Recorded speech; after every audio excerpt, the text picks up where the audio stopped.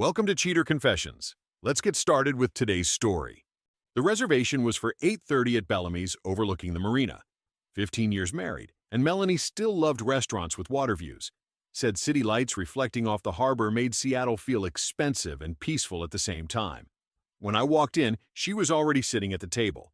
That immediately told me this wasn't a normal dinner. Melanie was late to everything, always. But that night, she sat perfectly still with both hands around a wine glass she hadn't touched yet.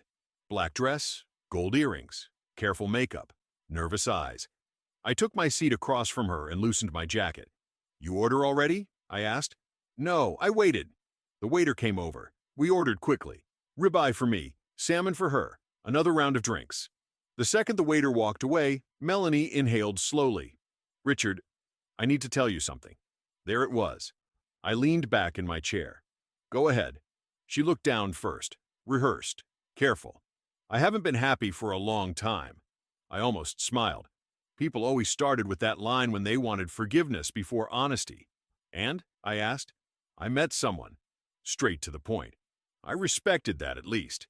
"What's his name?" "Brian White." "Doing what?" "He's a motivational speaker. Leadership coaching, mindset work, things like that." I nodded once. "How long?" She hesitated just long enough to confirm it was serious. 6 months. The waiter brought bread to the table, immediately sensed the tension, and disappeared without saying much. Melanie folded her hands tighter. "I didn't expect this to happen," she said quietly. "But Brian understands me. He sees me in a way nobody else ever has." I took a sip of bourbon. "So this is real love?" Her eyes sharpened. "Yes." I laughed once under my breath. "That funny to you?" she asked. "No, just interesting." "What's interesting?" "That a 43-year-old man who posts motivational quotes online convinced a married woman he's her soulmate." Her expression hardened immediately. "You always do this." "Do what?" "You make everything sound cheap." "No," I said calmly. "I make things sound accurate." She stared at me across the candlelight. "I think I want a divorce." I nodded once and cut into my steak like she'd commented on the weather. That reaction hit her harder than shouting would have. "You're not even going to fight for us?" she asked. I looked her directly in the eyes. "Melanie, you already made your decision before this dinner started." I knew about Brian White 3 months before Melanie confessed. Not because I hired a detective, not because I followed her, because I paid attention. I owned a commercial construction company with 70 employees and projects across 3 states. My entire career depended on spotting problems early before they collapsed into disasters.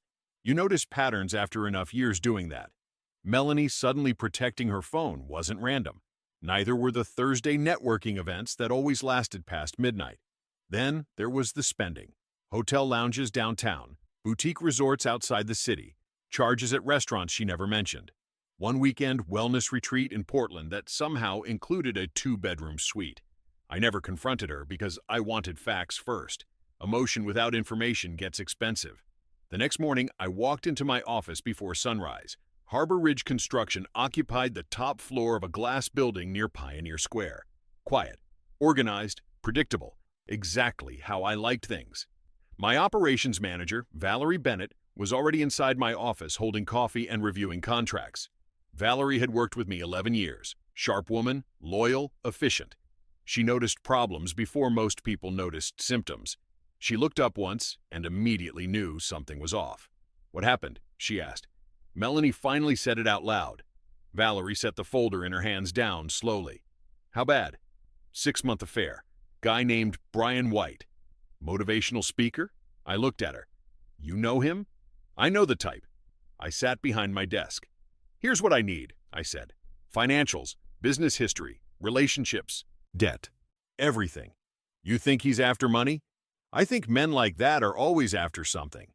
Valerie nodded once and pulled out her tablet immediately. "Give me 24 hours." After she left, I sat alone in the office for a minute, thinking about how things got there. Melanie and I met when we were 27. Back then, she was ambitious, focused, hungry to build something. We worked well together. Real partnership, real respect.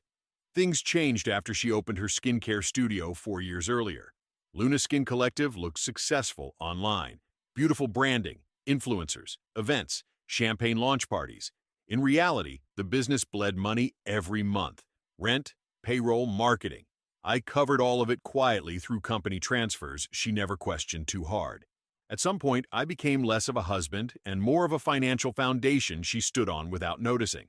And now, some guy named Brian White was standing where I used to stand, pretending he understood her soul better than I did. Fine. I just wanted to know who he really was first. Valerie walked into my office the next afternoon, carrying a black folder and a look that told me everything before she even sat down. "You were right," she said. "I usually am." She slid the folder across my desk. Brian White looks successful online.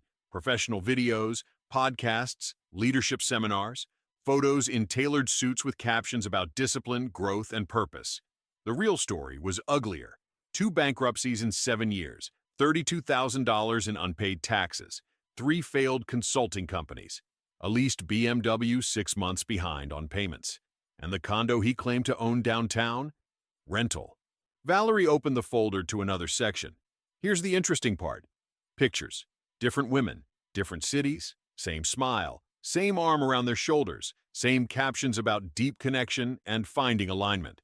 A real estate agent in Denver, a divorced fitness coach in Scottsdale, a restaurant owner in San Diego, then Melanie, then another woman named Erica Vaughn from Bellevue. Current timeline, overlapping dates. I looked at the picture for a long second. So, while Melanie thinks she found her soulmate, he's running the same script on multiple women, Valerie finished. I nodded slowly. Classic parasite behavior. Find emotionally restless women with money, tell them they're misunderstood, become their escape fantasy. "What about income?" I asked. Valerie almost laughed. "He barely makes enough to support himself, but his girlfriends usually do fine." Of course they did. I leaned back in my chair and stared out the office window toward the harbor. Then Valerie handed me one more paper. Company bank transfers, highlighted in yellow. My jaw tightened slightly. "There are payments traced back to company funds," Valerie said carefully. 2 credit card bills for Brian White, and a hotel package in Napa last month routed through a business-linked account. So Brian White wasn't rescuing her from materialism. He was billing her for it. I closed the folder. "Okay," I said calmly. Valerie studied me carefully. "What's the move?" "Nothing emotional." That's not what I asked. I looked back at her. "Cut all non-essential transfers to Luna Skin Collective. Effective immediately." Valerie nodded once. "That'll collapse the business fast." "I know." "You want me to warn accounting?" "No. Let Melanie discover it herself." Valerie stayed quiet for a second. "You still protecting her?" "No," I said. "I'm removing myself." That night, Melanie came home late.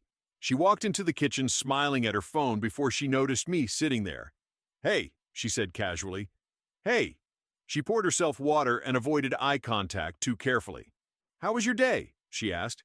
"Productive." "That's good." I watched her for a moment. "You seeing Brian tonight?" Her hand froze around the glass. Then she turned slowly. "What?" "You heard me." The color drained from her face instantly. For the first time since the dinner, Melanie looked genuinely afraid. Good. That meant reality had finally entered the room. Melanie recovered fast. I'll give her that. Fear flashed across her face for maybe 2 seconds before the anger covered it. "You've been spying on me?" she asked. "No," I said calmly. "You're just predictable." She set the glass down harder than necessary. "How long have you known?" "Long enough." "And you said nothing?" "I wanted to see how far you'd take it." That hit her harder than I expected. For a second, she looked embarrassed. Then pride stepped back in. "You don't get to act superior here, Richard. This marriage has been dead for years." "Then you should have left years ago." "I tried talking to you." "You tried talking after you found another man." "That's not fair." "No," I said. "Fair would have been honesty before the affair started." She crossed her arms tightly. "You know what your problem is? You think paying bills makes you a good husband. And your problem is thinking attention equals love." Her eyes narrowed immediately. "You don't know anything about Brian." "I know enough." That shook her confidence slightly. Before she could respond, my phone buzzed on the counter. "Valerie." I answered immediately. "What?" Her voice stayed professional. "Payroll bounced for Luna Skin Collective this morning. 3 employees are threatening to quit." Melanie's head snapped toward me. "What?" I kept my eyes on her while speaking into the phone. Anything else? The supplier account froze too. They want payment by Friday or delivery stop. Understood. I hung up slowly. Melanie stared at me. You cut off the transfers? I stopped financing a business I no longer have any reason to support. You can't do that overnight. I just did. Her breathing changed instantly. Richard, payroll is tomorrow. Sounds like a business problem. That business is in my name, and the money keeping it alive was in mine. She stepped closer now, voice lowering. You're trying to punish me. No, I said evenly. I'm separating my life from yours. Big difference. You're going to destroy everything I built because your ego got hurt? I laughed once. Melanie, you didn't build Luna alone. You built a brand. I funded the reality behind it. That's not true. It's completely true. She grabbed her phone immediately and started typing fast. Probably Brian. Probably expecting comfort. Probably expecting rescue. I watched her carefully. You should call him, I said. She looked up sharply. What? Your real love, the guy who understands you so deeply. Seems like the perfect moment for him to step up. That's low. No, what's low is cheating on your husband while he pays your business rent. Her phone buzzed in her hand. She checked the screen instantly. I noticed the change in her expression right away. Not comfort. Confusion. Short reply. Cold reply. Interesting. She grabbed her purse quickly. I'm staying with a friend tonight. Do whatever you want. At the front door, she stopped without turning around. You're making a huge mistake. I finally stood up from the kitchen table. No, Melanie, I said calmly. I think you already made it for both of us. 3 days later, Melanie called me 14 times before noon. I answered on the 15th. What? I said. Her voice came fast and shaky. We need to talk. We already did. Not like this. I checked the time on my watch. Marina Grill, 1 hour. Then I hung up. She was already there when I arrived, sitting in a corner booth near the windows overlooking the water. No perfect makeup this time. Hair tied back carelessly, dark circles under her eyes. Luna Skin Collective was collapsing faster than she expected. Good. I sat across from her without shaking hands. You look tired, I said. Richard, this has gone too far. I opened the menu calmly. Has it? My employees are quitting. Vendors are threatening lawsuits. The bank froze our expansion account. Your expansion account. You know what I mean. The waiter approached carefully. I ordered black coffee. Melanie ordered nothing. The second we were alone again, she leaned forward. You're trying to ruin me. No, reality is ruining you. I just stopped protecting you from it. Her eyes watered immediately, but she fought it back. Brian says you're doing this to control me. There it was. I reached into my briefcase and placed a thick envelope on the table between us. What's that? She asked quietly. Your boyfriend. She stared at the envelope without touching it. Open it. Slowly, she pulled out the papers. Photos first. Brian with a blonde woman outside a resort in Arizona. Another with a brunette in Miami. Another entering a hotel in Bellevue with Erica Vaughn 2 weeks earlier. Melanie's breathing slowed. What is this? The same relationship he has with you. Repeated. That's not... There's more. She kept reading. Flight receipts paid by different women, luxury dinners, weekend trips, screenshots of messages Brian copied almost word for word. You make me feel understood. I've never connected with someone this deeply before. You bring peace into my life. Same lines, different women. Melanie looked physically sick now. No, she whispered. I stayed calm. He's been seeing Erica for at least 2 months. Probably longer. You're lying. Then call him. Her hand shook as she grabbed her phone. She called immediately, straight to voicemail. Again, voicemail. A third time, same result. I took a slow sip of coffee while she stared at the screen. Then her phone buzzed. Not a call, a text. Short, cold. Need some space right now. Things are complicated. That was it. No apology, no explanation, just distance. Melanie stared at the words for several seconds before finally looking at me. Tears filled her eyes slowly. I thought he loved me. I leaned back in the booth. No, I said evenly. You thought he made you feel exciting again. That's not the same thing. Melanie cried quietly for less than a minute. Then survival kicked in. I watched it happen in real time. The panic, the calculations, the sudden understanding that the fantasy was over and reality was sitting across from her drinking black coffee. She wiped her face quickly and looked at me. I made a mistake. I said nothing. Richard, I know how bad this looks. Looks? You know what I mean. No, I said calmly. I know exactly what it is. She leaned closer across the table. Brian manipulated me. He manipulated you after you chose to cheat. That's not fair. Neither was 6 months of lies. Her eyes dropped. For the first time since this started, Melanie looked smaller, not physically, emotionally. I don't want this marriage to end, she said quietly. I almost laughed at that. A few nights earlier, she called Brian White her real love. Now, suddenly, she wanted to save 15 years. Funny how fast clarity arrives when money disappears and the soulmate stops answering the phone. You already ended the marriage, I said. No, Richard, listen to me. Her voice cracked slightly. I got lost. I felt invisible for a long time, and he knew exactly what to say. And you rewarded him with hotel rooms and business account money. That's not who I am.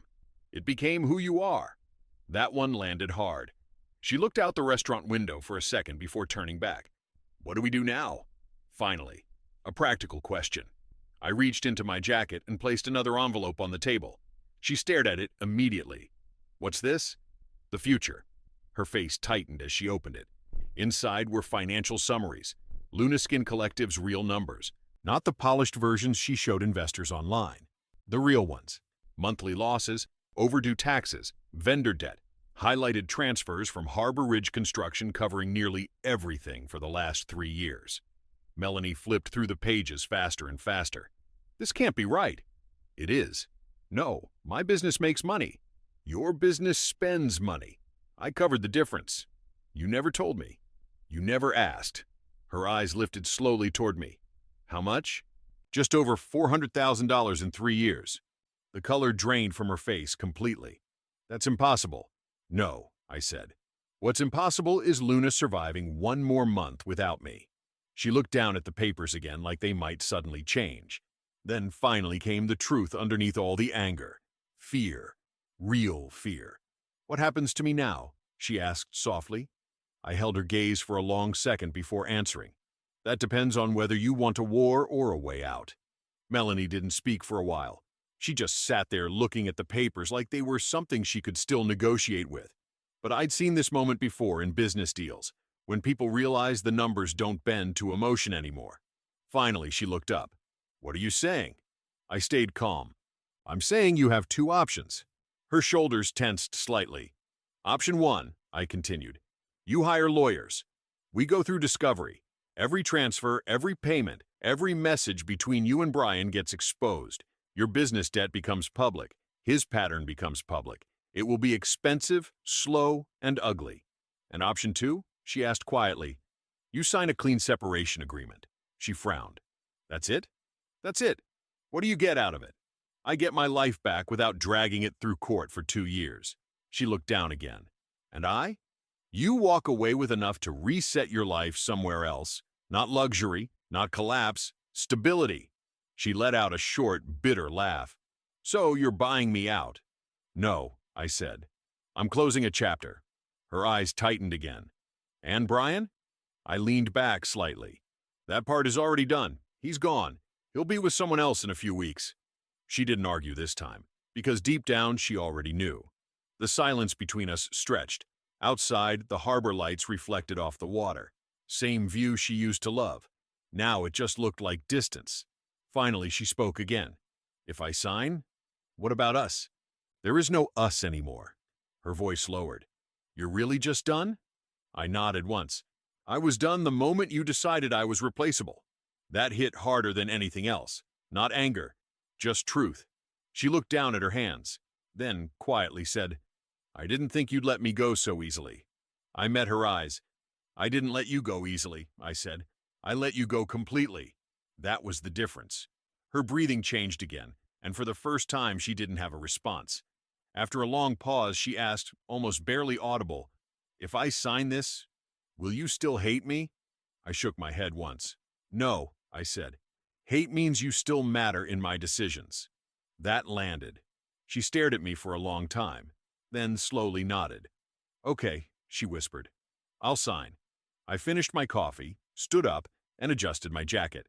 Tomorrow morning, I said. My office. Be on time. As I walked away, I didn't look back. Some endings don't deserve it. The office was quiet at 9 a.m. Too quiet for something ending. Melanie arrived exactly on time. That surprised me less than it used to. She had changed overnight in a way people only do when the illusion fully breaks. No designer confidence, no performance. Just a woman trying to hold herself together long enough to finish something irreversible. The settlement papers had been prepared by my lawyer and were already laid out on the desk when she arrived. Melanie walked in, saw them, and paused for a second. Then she sat down. No drama, no delay. "Are you sure about this?" she asked. "Yes," I said. That was it. She signed the first page, then the second. Her hand was steady at first, less steady as she continued. Property, accounts, business separation, settlement terms. Each signature was a step further away from the life she thought she was building. My lawyer had marked the final page with a small tab. Melanie hesitated for the first time. Then she looked up at me. Did I ruin everything? I didn't answer immediately, because the honest answer wasn't simple. "You made choices," I said finally. "Now you're living them." She nodded slowly like she understood that distinction. Then she signed the last page. Done. My lawyer collected the documents quietly and left the room without saying a word, closing the door behind him. It was just the two of us now. Melanie stood up slowly. "What happens now?" she asked. "You rebuild," I said. "Somewhere else." She gave a small nod. Then she did something I didn't expect. She didn't ask for forgiveness. She didn't argue. She just said, "I thought Brian was real." I looked at her for a moment. "So did everyone he met," I said. That truth landed differently this time. No anger, no defense, just acceptance. She took a breath. "And us?" I picked up the pen she left on the desk and set it back in its place. 15 years, I said. 7 good ones. 8 where we stopped being partners. She looked down, then back up. "I'm sorry," she said. "I know," I replied. And for the first time, she believed me. She turned toward the door. Before leaving, she stopped once without looking back. "You ever think we could have fixed it?" I answered honestly. "Not after you started living a different life while I was still in ours." A pause. Then she left. The door clicked shut. No final words, no dramatic silence, just completion. I stood alone in the office for a moment, then sat back down. A few seconds passed. My phone buzzed. Valerie had already sent a message. "New project opportunity. Large commercial build. Client wants you personally." I looked at it for a second, then replied, "On it." I set the phone down. The past 15 years didn't feel like they ended in a single moment. It felt more like something that had already stopped working a long time ago, and I was just finally turning it off. And for the first time in years, I didn't feel like I was carrying anything that didn't belong to me. Thank you for watching.